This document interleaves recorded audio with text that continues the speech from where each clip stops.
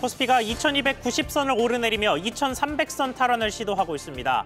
미국 연준의 금리 인상 속도에 관심이 쏠린 가운데 환율은 2거래일 연속 오름세입니다. 지난달 국내 전 산업 생산이 전달보다 0.6% 감소하고 소비는 1.8%, 설비 투자는 2.4% 줄어든 것으로 집계됐습니다. 주요 경기 지표 3가지가 모두 감소하는 트리플 감소는 지난 7월 이후 2달 만입니다. 지난 2분기 국내 기업의 부채 비율이 117.9%로 1년 새 6.2% 늘어난 것으로 나타났습니다. 같은 기간 베트남에 이어 세계 2위 증가폭을 기록해 부실 우려가 커지고 있습니다. 한 카드사의 앱으로 다른 카드를 사용하도록 하는 오픈페이의 시스템 구축이 늦어지고 있습니다. 이달 말 출시를 목표로 했던 카드사들은 시기를 연말로 늦췄습니다.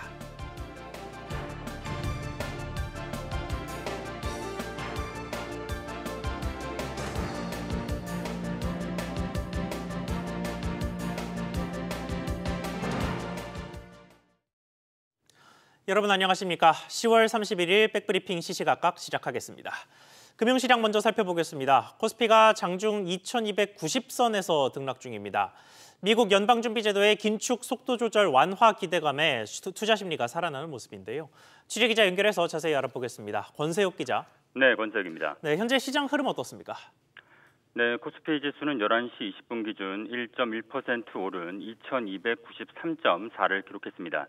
장 초반 2295.51까지 오르면서 2300선 회복을 눈앞에 두기도 했었는데요.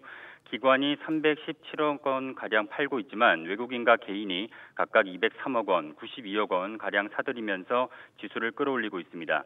코스닥 지수도 개인 순 매수세 0.91% 상승하면서 690선을 회복했습니다.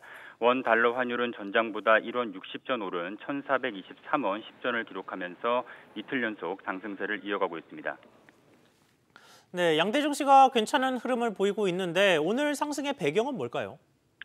네, 미국 연방준비제도가 금리 인상 속도 조절에 나설 것이란 기대감이 작용하고 있는데요. 미 연준은 현지 시간 다음 달 2일, 우리 시간으로 다음 달 3일 새벽 3시에 연방공개시장위원회 FOMC 결과를 발표할 예정입니다. 시장에서는 연준의 기준금리 0.75%포인트 인상, 이른바 자이언트 스텝을 기정사실로 보고 있습니다. 하지만 관건은 연준의 정책 방향 전환입니다. 이에 따라 금리 인상 폭보다는 제롬 파월 의장의 기자회견에서 오는 12월 FOMC에서 속도 조절이 가시화될지 여부에 관심이 모아지고 있습니다. 증권가에서는 파월 의장의 발언 강도에 따라 국내 증시 변동성이 커질 수도 있을 것으로 내다보고 있습니다. SBS 비즈 권석입니다. 생산과 소비, 투자가 모두 감소하는 이른바 트리플 감소가 나타났습니다.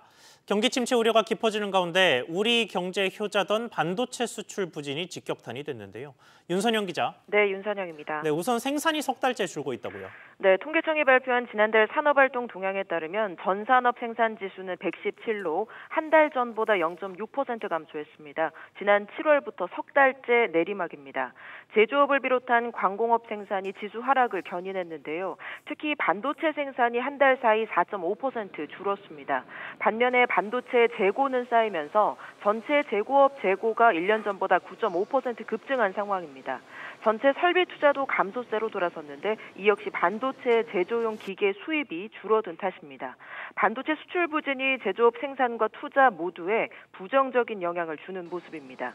여기에 지난달 초 태풍 흰남노로 포항제철소가 침수되면서 철강을 비롯한 1차 금속 생산이 한 달 전보다 16% 급감한 것도 일시적인 악재가 됐습니다. 네, 그래도 소비, 내수는 좋아지고 있지 않았나 싶었는데 이 부분도 그렇게 좋지 않았던 모습입니다. 그렇습니다. 일상이 회복되면서 앞서 8월 소비가 6개월 만에 반등했었죠. 그런데 9월에 1.8% 하락하면서 한 달 만에 다시 꺾였습니다. 감소폭도 올해 1월 이후 가장 컸는데 통계청은 물가 상승과 금리 인상 등으로 소비 회복이 제약될 우려가 있다고 봤습니다. 결국 생산과 소비, 투자가 한꺼번에 감소하는 트리플 감소가 지난 7월 이후 2달 만에 다시 나타났는데요. 앞으로의 경기를 예고하는 선행지수 역시 3개월 연속 내리면서 경기 불확실성이 더욱 커지고 있습니다. SBS 비즈 윤선영입니다. 이 와중에 금리 상승세는 여전해서 다양한 현상을 낳고 있습니다. 오늘은 평소보다 금리 상황을 조금 더 자세히 살펴보겠습니다. 먼저 대형 은행들의 주요 대출 상품의 금리 상단이 모두 7%를 넘은 것으로 나타났습니다. 특히 신용대출은 금리의 상승폭도 컸는데 현재 은행 금리 상황부터 알아보겠습니다. 임종윤 기자. 네, 임종윤입니다. 지금 은행 대출 금리 상황이 어떻습니까? 예, 일단 주요 시중은행들의 주택담보대출 변동금리부터 보면 지난 28일 기준으로 연 4.9에서 7.5% 수준입니다. 이게 한 달 전보다 상단은 0.4%포인트, 하단은 0.7%포인트가 더 높아졌습니다. 신용대출 금리도 마찬가지인데요. 최근 한 달 새 연 5.1에서 6.8%였던 게 5.9에서 7.3%까지 뛰었습니다. 하단의 인상폭이 표에서 보신 것처럼 0.8%포인트, 거의 1%에 가깝습니다. 전세자금 대출금리도 마찬가지인데 최고 금리가 지난주 7.3% 올라서 이제 7% 중반을 목전에 두고 있는 그런 상황입니다. 네, 그러면 표를 종합해 보자면 담보대출, 신용대출, 전세대출 모두 상단이 7%를 넘었네요. 그런 거죠. 이렇게 시중은행들의 가계대출 금리가 주요 상품들이 7%를 모두 넘은 거를 따져보니까 금융위기 직후였죠. 2009년이니까 13년 만입니다. 주요 대출금리의 지표로 사용되는 은행채 금리가 국내외 주요 중앙은행들의 긴축 행보 영향으로 최근 급속하게 오른 게 일단 가장 직접적인 이유이긴 한데요. 특히 신용대출 금리 같은 경우는 지표물이 은행채 1년물인데 이게 최근 한 달 새 0.5%포인트나 뛰면서 신용대출 금리 하단이 0.8%포인트나 끌어올린 그런 상황이 됐습니다. 그런데 문제는 대출 금리가 앞으로도 더 오를 거라는 얘기잖아요. 그렇습니다. 지금 한국은행의 금융통화위원회 회의가 이제 다음 달에 올해 마지막으로 한 번 더 남았는데 여기서 더 금리를 올릴 가능성이 현재로서는 거의 기정사실화되고 있기 때문입니다. 물론 미 연준의 행보에 따라서 금리 인상폭이 좀 차이가 있긴 할 텐데 적어도 0.25%포인트, 많게는 이번에도 0.5%포인트로 올릴 수 있다. 이런 얘기들이 이미 나오고 있습니다. 이렇게 되면 현재 7% 중반인 가계대출 금리 상단이 8%를 넘을 가능성이 있어서 이게 금융위기 이후 14년 만에 처음 벌어지는 상황이 됩니다. SBS BG 임종윤입니다. 금리는 가계뿐만 아니라 기업들도 짓누르는 중입니다. 특히 올해 들어 채권 시장의 불안이 커지면서 대출을 통해 자금을 조달하는 기업도 늘었는데요. 금리 인상과 경기 침체가 이렇게 늘어난 대출의 부담을 더 키우는 모습입니다. 기업의 부채 상황은 강산 기자가 알아봤습니다. 올해 2분기 우리나라의 기업 부채 비율은 117.9%로 1년 사이 6.2%포인트 늘었습니다. 베트남에 이어 부채 증가폭이 가장 높습니다. 이달 5대 은행의 기업 대출 잔액은 703조 7천억 원으로 9월 말보다 9조 원 가까이 늘었습니다. 코로나19 초기 이후 최대 증가폭으로 전체 대출 중 대기업이 3분의 1을 빌린 것으로 나타났습니다. 대출금이 늘어난 상황에서 상환 능력은 떨어진 것으로 나타났습니다. 부채 상환 능력을 평가하는 지표인 DSR, 소득 대비 원리금 상환 비율은 2019년 37.7%에서 2022년 39.7%로 높아졌습니다. DSR이 높을수록 상환 능력이 취약해졌다고 해석할 수 있습니다. 기업이라는 것은 자금 조달과 자금 집행 이게 연결되어 있기 때문에 조달 부분이 막히면 또 투자에서도 여러 가지 제약 조건이 많은 거죠. 정부와 한국은행이 당장 막힌 자금 흐름을 해결하기 위해 기업 대출을 독려하지만 급증하는 기업 대출 자체가 금융 위기의 도화선이 될 수 있다는 우려도 나옵니다. 미국 금리 인상에 따른 불가피한 부분을 감안하더라도 일정 부분 속도 조절이 좀 필요할 것으로 보입니다. 법인세율을 인하하는 개편안이 국회에 계류가 되어 있는데 기업들의 자금 부담을 완화하는 차원에서 법 개정안이 조속히 통과. 국제금융협회 IIF는 낮은 금리 덕에 많은 기업이 싼 값의 대출로 연명해왔지만 앞으로는 대출 비용, 금리가 오르면서 부도가 크게 늘어날 가능성이 있다고 경고했습니다. SBS 비즈 강산입니다. 예적금 이자도 함께 가파르게 오르면서 자산가들의 움직임이 분주해졌습니다. 예금액이 10억 원을 넘는 계좌가 늘어나는 추세라고 하는데 자세히 알아보겠습니다. 김성훈 기자. 네, 김성훈입니다. 네, 10억 원 이상 예금액이 거의 800조 원에 육박했더라고요. 자세한 현황 어땠습니까? 네, 한국은행에 따르면 지난 6월 말 기준 정기 예적금 등 은행의 저축성 예금 가운데 10억 원을 초과하는 계좌의 예금 잔액은 모두 787조 9,150억 원으로 집계됐습니다. 지난해 말보다 18조 원가량 증가해 사상 최대를 나타냈습니다. 계좌 수로도 지난해 말 8만 9천 개에서 9만 4천 개로 5천 계좌가량 늘었습니다.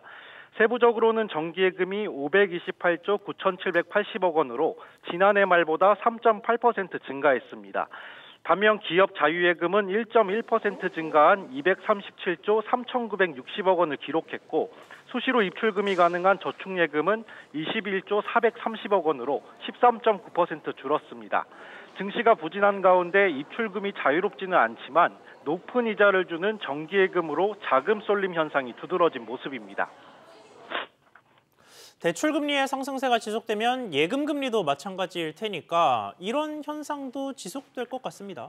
네, 지난 27일 기준 4대 은행의 10억 원 초과 정기예금 잔액은 363조 3천억 원으로 집계됐는데요.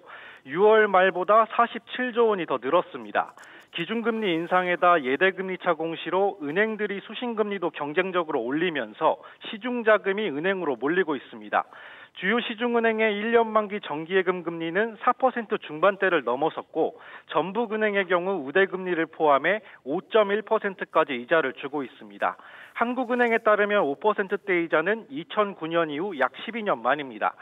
주식과 부동산 등 투자시장 전망도 어두운 만큼 마땅한 투자처를 찾지 못한 자금이 은행으로 향하는 영머니무브 현상은 지속될 전망입니다. SBS 비즈 김상훈입니다. 이런 금리 상승세에 직격탄을 맞은 부동산 상황 알아보겠습니다. 지난달 서울의 아파트 거래 건수가 하루 평균 30채도 채 안 됐던 것으로 집계됐습니다. 역대 최저치로 떨어진 수준인데 쌓인 미분양도 4만 가구를 넘겼습니다. 이 내용은 최지수 기자가 전해드립니다. 최근 서울 강남권 아파트 매매 수급 지수는 3년 4개월 만에 80선이 무너지면서 79.4를 기록했습니다. 집주인은 저렴하게 팔려는데 매수자는 좀 더 지켜보는 눈치 싸움이 이어지면서 서울 아파트 거래 건수가 역대 최저치로 떨어졌습니다. 지난 9월 한 달 내내 서울 아파트 170만 채 중에 단 856건만 거래가 됐습니다. 하루에 30채 정도만 사고 팔렸다는 얘긴데 이는 1년 전보다 80% 가까이 줄어든 수치입니다. 전국 매매 거래량도 9월까지 41만 7천 건으로 전년과 비교하면 절반 수준입니다. 거래가 꽁꽁 얼어붙으면서 서울 아파트 값은 지난주 0.28% 하락했는데 이는 10년 4개월 만에 가장 큰 폭으로 떨어진 겁니다. 미분양도 급증하고 있습니다. 지난달 전국 미분양 주택은 총 4만 천여 가구로 2년 만에 4만 가구를 넘어섰습니다. 기존 재고주택 가격이 계속 급락하다 보니까 신규 아파트 분양 가격의 메리트도 떨어져서 미계약 상황들이 늘어나고 있고 지속될 경우에는 입주, 지연 같은 문제까지 확대돼서 나타날 우려도. 한편 지난달 전월세 거래량은 20만 5천여 건으로 전달보다는 9.8% 줄어든 가운데 6개월 연속으로 월세가 전세를 앞지른 것으로 나타났습니다. SBS 비즈 최지수입니다. 이런 가운데 정부가 추진한 다양한 부동산 완화 대책 중에 올해부터 시행되는 다주택자 종합부동산세 특례가 있었습니다. 다주택자 중에 몇 가지 조건을 갖추면 1주택자로 인정해주는 제도인데 예상보다 이 특례를 신청하는 경우가 드문 것으로 나타났습니다. 왜 그런지 알아보겠습니다. 박연신 기자. 네, 박연신입니다. 네, 일단 종부세 특례가 어떤 제도인지 그리고 신청률은 얼마에 그쳤는지 좀 설명해 주시죠. 네, 정부가 일시적 2주택자와 상속주택자, 지방저가주택 보유자 등 다주택자에 대해 종합부동산세 특례를 적용해주고 있는데요. 만약 이사를 위해 새 집을 구입한 경우 2년 내에 기존 주택을 양도한다면 1세대 1주택자로 인정해주겠다는 겁니다. 또 상속주택은 5년간 주택수에서 제외해주고 투기 목적이 없는 지방 저가주택을 한 채 소유하고 있다면 1세대 1주택 지위를 유지할 수 있도록 하는데요. 관련 법령이 개정된 후 과세당국이 추산한 대상 인원 9만 2천 명 중 3만 792명이 신청하면서 신청률은 33.5%에 그친 것으로 나타났습니다. 10명 중 3명만이 종부세 특례 적용을 신청했다는 겁니다. 특히 일시적 2주택 특례 신청자는 1,544명에 그쳐 신청률은 추산치의 22.4%에 불과했습니다. 그러니까 정부가 세금 깎아주겠다는 걸 마다했다는 얘기인데 신청이 이렇게 저조했던 이유가 뭡니까? 네, 특례 안내를 받은 2주택자 대부분은 일시적 2주택 상태를 해소하고 1주택자가 될 의사가 없었던 것으로 보이는데요. 국세청은 올해 과세 기준일인 6월 1일을 기준으로 2년 이내에 주택 한 채를 추가 취득해 주택 두 채를 보유한 사람을 대상으로 특례 신청을 안내한 바 있습니다. 지방 저가주택의 경우 특례 신청률이 추산치의 32%에 그쳤는데요. 이에 대해 홈택스를 통한 특례 신청 절차가 지나치게 복잡하거나 고령자 등에 대한 안내가 부족했을 가능성도 제기되고 있습니다. 다만 상속주택의 경우 특례 적용 대상자 가운데 90% 가까이가 신청한 것으로 집계됐습니다. SBS 비즈 박연신입니다. 카카오나 네이버 등 빅테크에 대항하기 위해 카드사들이 하나의 앱에서 여러 회사의 카드를 사용할 수 있는 이른바 오픈페이를 준비하고 있는데요. 이게 준비 단계에서부터 반쪽짜리라는 지적을 받아왔는데 서비스 출시가 또 연기됐습니다. 오픈페이에 참여하는 카드사 대부분 올해 안에 시스템 구축을 완료하겠다는 계획이기는 한데 서비스 출시 시점은 더 늦춰질 것으로 보입니다. 취재기자 연결해 보겠습니다. 오정인 기자. 네, 오정인입니다. 네, 이번에 출시 일정을 늦춘 카드사들 어디입니까? 네, 당초 이달 말 출시를 목표로 했던 KB국민과 하나카드입니다. 이 두 카드사 모두 내부 시스템 보완과 시스템 개시 시기 조율 등으로 12월로 출시를 미뤘습니다. 오픈페이는 카드사 애플리케이션 하나로 다른 카드사의 카드를 이용할 수 있는 간편 결제 서비스로 참여사는 모두 7개사입니다. 네, 그러면 나머지 카드사들 상황은 어떻습니까? 네, 신한카드는 늦어도 11월 중순까지는 내부 시스템 구축이 완료될 예정이고요. 롯데카드도 연말을 목표로 준비하고 있습니다. BC와 농협카드는 내년 초, 또 우리카드는 내년 상반기를 목표로 하고 있습니다. 네, 이렇게 카드사마다 출시 시기도 다르고 또 일부 대형사는 참여를 보류하기도 하고 이런 식으로 잡음이 계속 들리고 있어요. 그래서 출시가 되더라도 소비자들의 선택을 받기 쉽지 않을 거란 얘기가 나오죠. 맞습니다. 오픈페이는 각 카드사 시스템을 여신금융협회가 중개하는 구조입니다. 몇 개 카드사만 시스템을 갖춘다고 해서 해결되는 문제가 아닌데요. 때문에 올 연말에 카드사 3곳에서 4곳이 서비스를 내더라도 결국 소비자들은 불편을 겪을 수밖에 없습니다.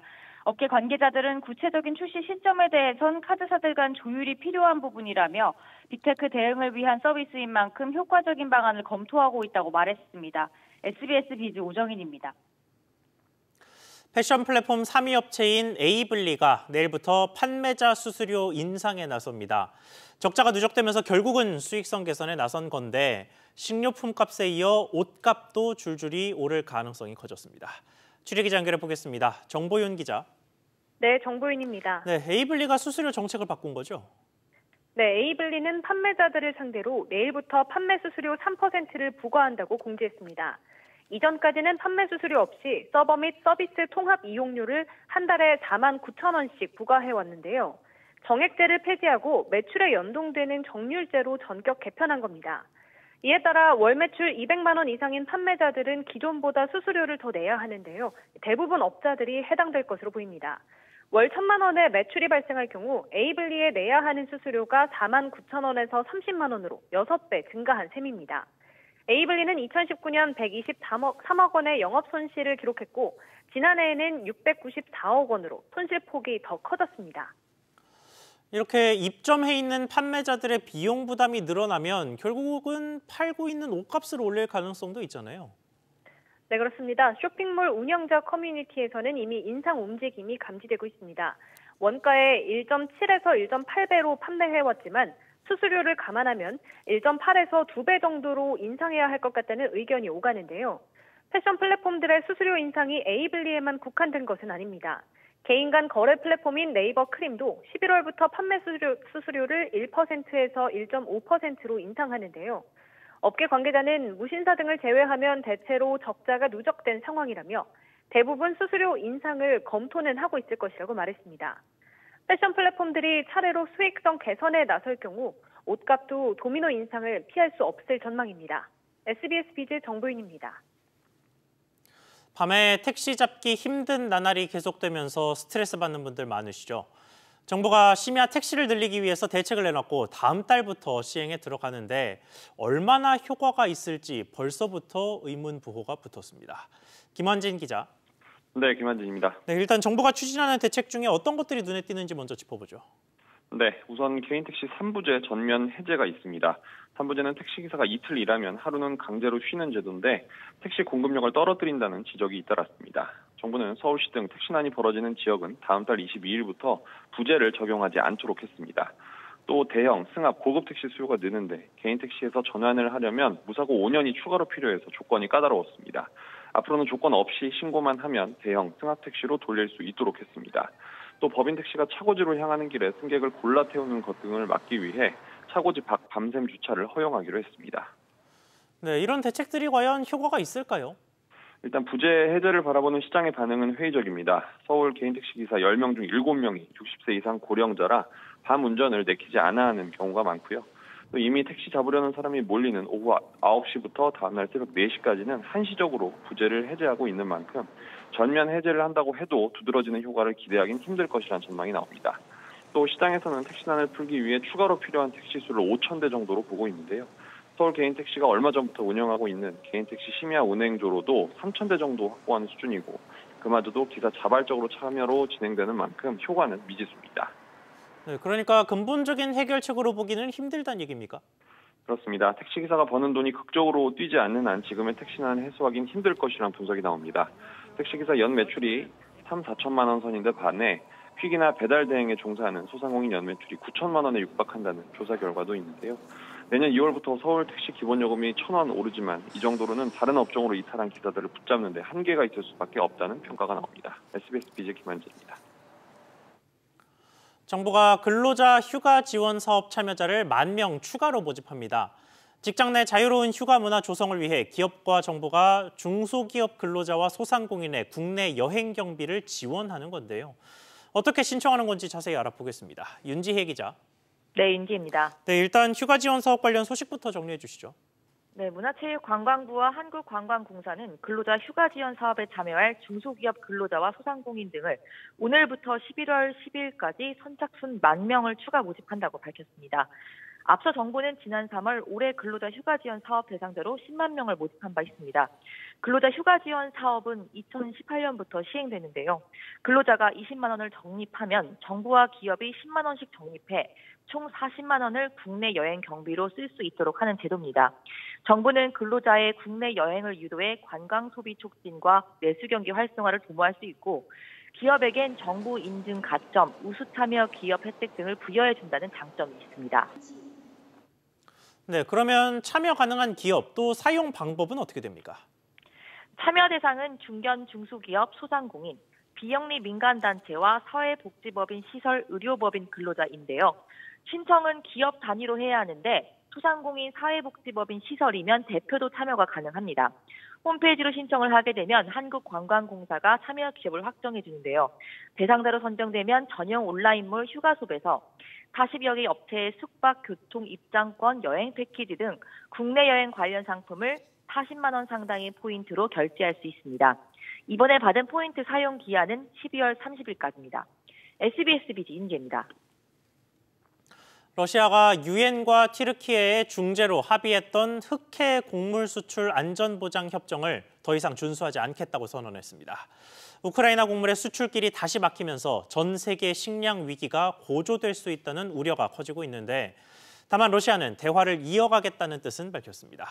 취재기자 연결해서 자세한 내용 들어보겠습니다. 정윤형 기자. 네, 정윤형입니다. 그러니까 러시아가 다시 식량을 무기화한 셈이네요. 네, 러시아 국방부는 우크라이나 항구에서 이행돼온 농산물 수출 협정에 더 이상 참여하지 않기로 했다고 밝혔습니다. 세계 최대 곡물 수출국 중 하나인 우크라이나의 수출길이 다시 막히게 된다는 뜻입니다. 우크라이나가 크림반도 남서부 항구 도시에 있는 흑해 함대를 드론으로 공격했다는 점을 협정 중단의 이유로 들었습니다. 다만 러시아는 관련 문제 논의를 위한 협상은 계속하겠다며 대화의 문을 열어놨는데요. 안드레이 루덴코 러시아 외무차관은 유엔 튀르키예와 며칠 내로 접촉할 계획이라며 흑해 함대 피격 사건에 대한 면밀한 조사가 이루어진 뒤 논의할 것이라고 덧붙였습니다. 앞서 지난 7월 러시아와 우크라이나는 유엔과 튀르키예의 중재로 흑해를 지나는 곡물 수출 선박의 안전을 11월 19일까지 한시적으로 보장한다는 내용의 협정을 체결한 바 있습니다. 이를 통해 전쟁으로 막혔던 우크라이나의 곡물 수출이 재개될 수 있었습니다. 이렇게 되면 식량 가격이 다시 불안해지겠는데요. 네, 곡물 수출 협정 덕에 역대 최고 수준이었던 세계 식량 가격도 다소 안정되는 모습을 보였었는데요. 러시아의 번복으로 식량 가격이 다시 올라 인플레이션 압력을 키울 수 있다는 우려가 나옵니다. 각국에서는 비난의 목소리를 내고 있습니다. 조 바이든 미국 대통령은 러시아의 결정이 기아 위기를 증폭시킬 것이라면서 협정은 유엔 협상으로 체결된 것인 만큼 그대로 지켜져야 한다고 말했습니다. 튀르키예는 러시아 설득에 나섰는데요. 외신에 따르면 튀르키예의 한 관계자는 러시아와 전화 외교가 진행되고 있다며 협상 연장 여부가 불투명하지만 합의 도출에 대한 희망이 있다고 전했습니다. SBS 비드 정은영입니다. 지난 9월 국산 전기차의 내수 시장 판매량이 2개월 만에 다시 역대 최다치를 경신했습니다. 한국자동차산업협회에 따르면 9월 국내 시장에서 국산 전기차 판매량은 13,993대로 종전 최다 판매 기록인 올해 7월에 13,140대를 넘어섰습니다. 한편 9월 수입차 브랜드의 국내 전기차 판매량 역시 3,428대로 월간 전기차 판매 기록을 경신했습니다. 경기 불황으로 소득이 줄어든 자영업자들의 건강보험료 부담이 지금보다 감소할 것으로 보입니다. 건강보험공단은 오는 12월부터 신고소득이 없거나 적자인 자영업자에게 소속된 근로자들 평균 보수를 기준으로 건보료를 적용하기로 했습니다. 지금까지는 근로자들의 평균 보수가 아닌 최고 보수를 기준으로 건보료를 부담하도록 해 경제난에 빠진 자영업자들의 불만이 많았습니다. 올해 들어 9월까지 국세 수입이 1년 전보다 43조 원 넘게 늘었습니다. 올해 1월에서 9월 누계 기준 국세 수입은 317조 6천억 원으로 지난해 같은 기간과 비교해 43조 1천억 원 증가했습니다. 특히 법인세가 작년보다 30조 6천억 원, 소득세는 11조 9천억 원 늘었습니다. 반면 증권거래세는 5조 1천억 원 거치는 데 그치면서 1년 전보다 3조 원 감소했습니다.